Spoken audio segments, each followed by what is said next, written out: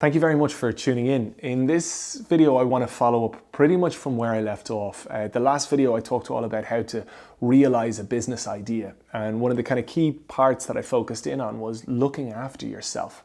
And indeed, that's one of the things that most entrepreneurs forget to do. They forget to look after themselves. They stop fucking sleeping. They just work all the time. They stop eating because they're working all the time.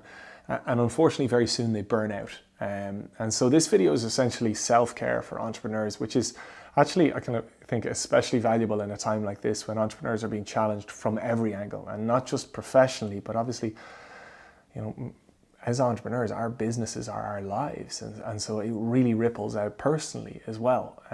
So self-care is so important, and it benefits, as I said, not just your business, but your personal life, your home life, your social life as well. And so it's so important to prioritize. So the first kind of key thing, kind of sound a bit silly saying this, but because it's exactly what I've just been saying, but it is prioritize yourself. And what I mean by that is eat, and eat really well.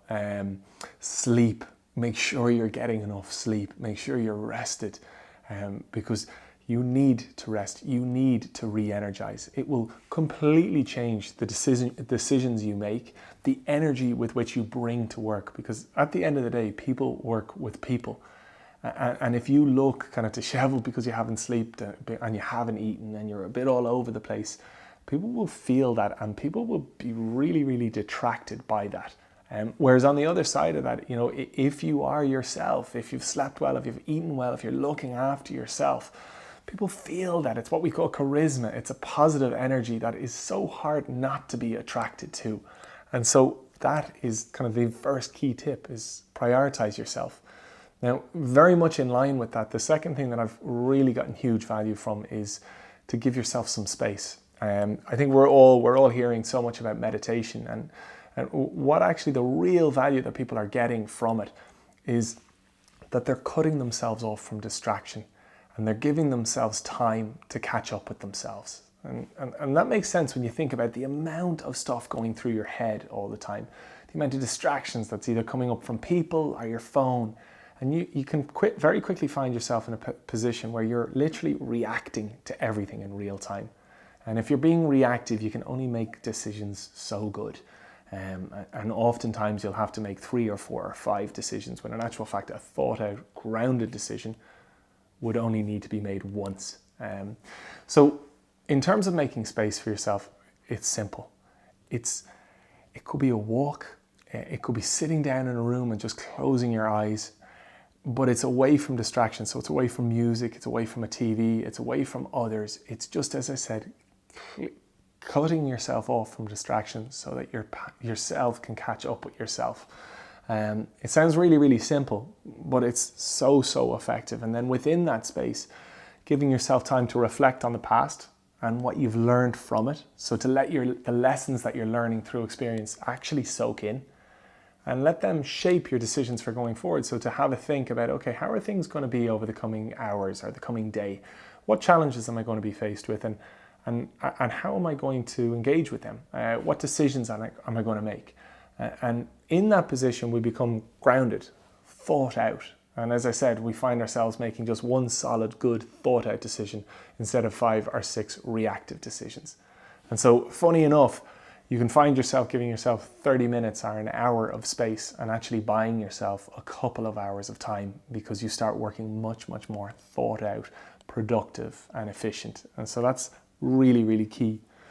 And then the third is really simple. There is no better therapy than talking to someone. And unfortunately, sometimes the people that we talk to, we find it hardest to talk to. What I mean by that is it might be our friends or it might be our lover, and it can be challenging to tell them how things actually are or how you're really feeling.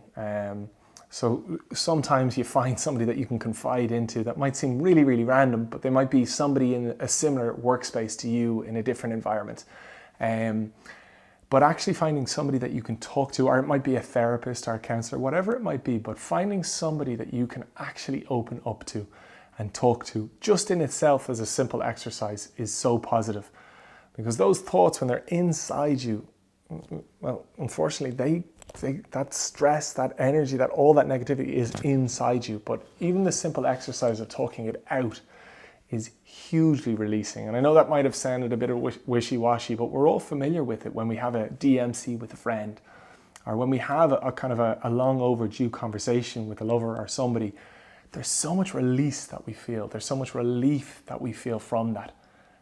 And so that's why I would say it is so important when you're really looking after yourself, and especially so in a time like this, that you have somebody that you can talk to, and somebody that doesn't have a bias. And what I mean by that is they don't have a want for you. So a family member is going to want you to be safe. They're not going to want to hear of the challenges, and they're going to try and navigate you out of those challenges, not perhaps through them. Or a friend might want you to follow a different career path, and so they might guide you towards that. Whereas somebody with no bias, somebody that's just hearing you to hear you out, and ideally trying to point you in the direction of what you want, is so key. I learned that off the back of a really good life coach, a guy called Thomas McCormick, who taught me about that. And I've found it hugely formative, just as I said, talking to people without bias. And so I'd share that with yourself. So I hope, let's call a spade right now for entrepreneurs. The time is really, really challenging. So with that, it's so important for us to prioritize ourselves, to get a bit of space for ourselves so we can really think things out, and have somebody good that we can talk those things out with as well. And just even in the most simple basis, just to get it out of us, because when we keep things in, it has a funny way of building up and stressing us all the more. Anyway, those are 3 really simple tips. And to be honest, if you search these up on Google, search, tips for self-care, hundreds of solutions will come up. But those are the 3 that I found most valuable to myself. And so I hope they're of value to you.